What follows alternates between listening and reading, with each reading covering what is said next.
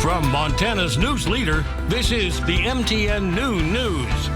Good afternoon and thanks for joining us on the Noon News. I'm Dianne Parker. Miller has the holiday week forecast, but first, new this noon, a fight over clean drinking water is reaching a boiling point at a Billings mobile home park.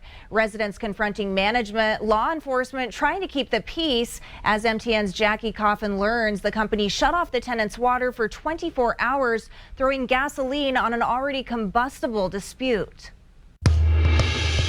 Water did come back on for Meadowlark residents Monday afternoon, but I want to show you what that water looks like for some residents coming out of their tap Monday after the water was turned back on. This jug of brown black water was given to me by the McCracken family, who's lived in Meadowlark for 30 years. This out of a tap in their house, but they've gotten used to the sight of dark water. Nothing. Ron and Carla McCracken have lived in this mobile home park for 30 years, but Monday was a first for them. So we've been out of water since 1 o'clock yesterday afternoon on a Sunday. A park-wide water outage, they say, came without much notice. 1 o'clock they turned the water off, and a friend of ours came down and he said he got a text, said it'd only be a couple hours. Midnight last night, still no water. 4 o'clock this morning, still no water. Haven Park, the Utah-based company that owns the Meadowlark mobile home park, says a water main break forced a 24-hour shutdown for repairs, and the company would provide bottled water for residents in the meantime.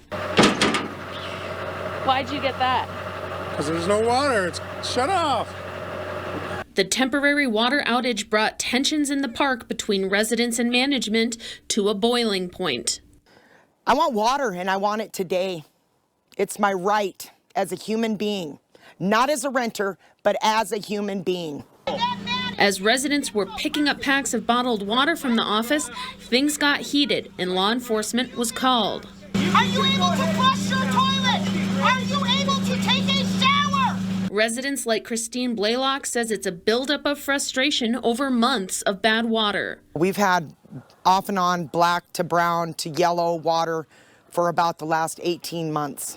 Meadowlark is on a well system, not city water, and pumps all its water through 4 big tanks. But an issue in the filtration system allows sediments like iron and manganese to pass through, discoloring water.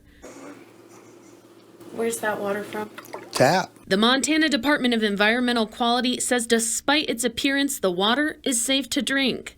But even before Sunday's water main break, many residents were already on bottled water. The water came back on around noon on Monday. And while Haven Park pledges continued action on trying to fix the water system, residents said they're tired of waiting. They need to be held accountable. In Billings, Jackie Coffin, MTN News.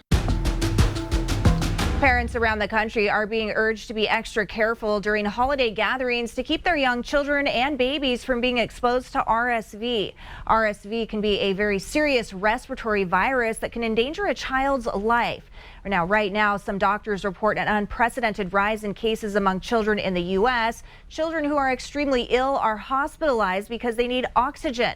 Now, we went ahead and contacted a couple of local hospitals on the western side of the state, and we're hearing from Community Medical Center in Missoula that it is extremely busy. Some hospitals have children being treated for COVID or the flu, but CMC's Megan Condra tells us most of the littlest patients have RSV. The worry now is if there will be enough pediatric rooms available in western Montana if the surge continues. CMC is in contact with other hospitals about an action plan should the trend continue. And we are learning today the U.S. is inching closer to a railroad strike. Union members vote down another tentative labor contract. If a deal can't be reached by next month, the strike could follow, costing the economy $2 billion a day. Montana's Wheat and Barley Committee has a new executive vice president today. The hire is the result of a 6-month search. Kent Kuffner has over 30 years of experience in the grain acquisition field, working alongside farmers at mills in Montana. He says he looks forward to this next stage of his career and hopes to balance the interests of both domestic farmers and international clients interested in Montana's famous resource. Well, you don't have to worry about your packages not making it in time for the holidays. The country's major shipping companies feel confident about on-time deliveries this year. FedEx, UPS, and the Postal Service say they have enough capacity to handle the holiday rush after struggling the past 2 years. Consumers shopping early, shopping in stores, and cutting back on spending because of inflation all helped out. Now we're also learning more people are choosing to shop secondhand. The resale business is booming, growing 15% 2021. That's twice as fast as the broader retail market. Industry experts say more consumers are turning to secondhand for one-of-a-kind finds like art, vintage handbags, and sneakers. Meanwhile, these plump birds are off the menu this Thanksgiving. This is President Biden, and he is pardoning the birds chocolate and chip. And that's a look at some of the day's top stories.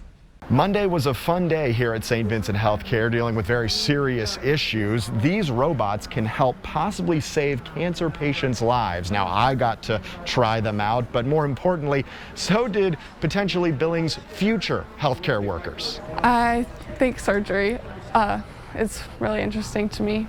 If Aspen Bowman was just leaning towards becoming a surgeon before Monday, it may be squarely in the career lead now.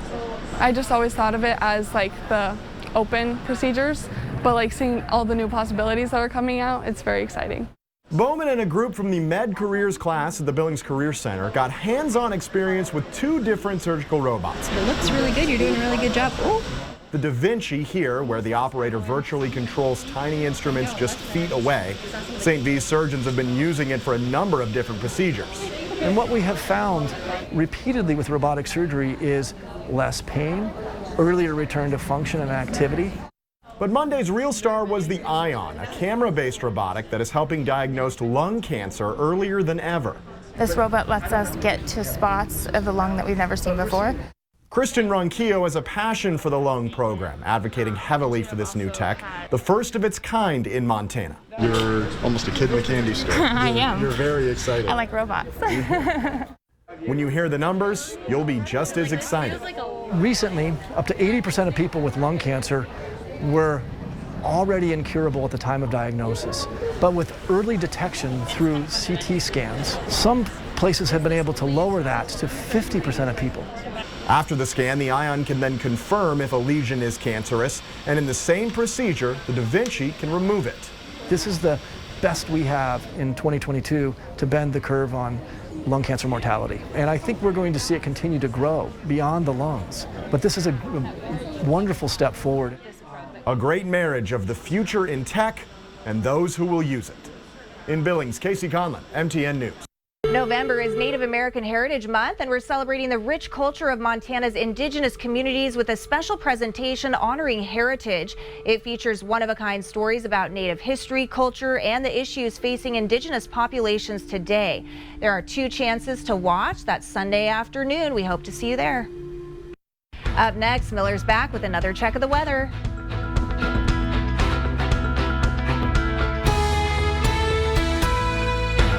The MTN Noon News continues right after this.